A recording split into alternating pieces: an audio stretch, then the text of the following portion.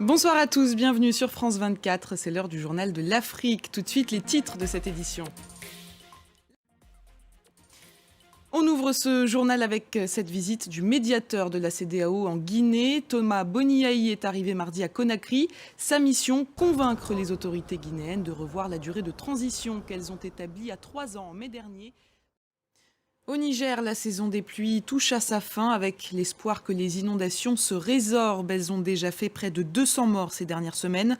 Un drame humain, mais aussi certainement un drame agricole, puisque des centaines d'hectares ont été ravagés par les eaux.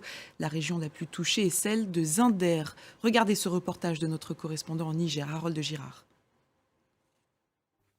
Et les Tchadiens n'ont pas été épargnés, eux non plus, par les pluies qui se sont abattues ces derniers jours dans la région. Des centaines de milliers de sinistrés ont été recensés.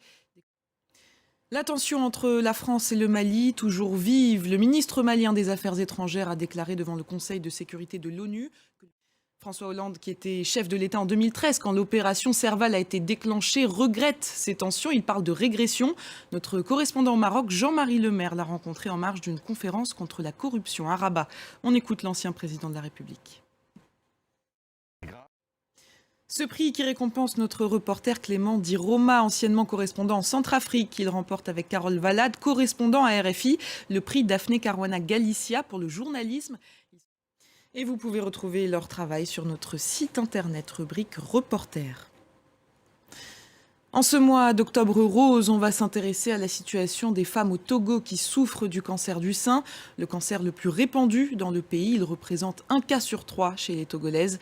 Le coût du traitement est élevé et il n'est pas entièrement pris en charge par la couverture de santé universelle, ce qui explique une augmentation des décès puisqu'elles sont nombreuses à ne pas avoir les moyens de se soigner. Regardez ce reportage d'Emmanuel Sodji et Raphaël Ntalé. Et c'est la fin de cette édition. Merci à vous de l'avoir suivi. On se retrouve à 22h45 pour un nouveau journal de l'Afrique. À tout à l'heure.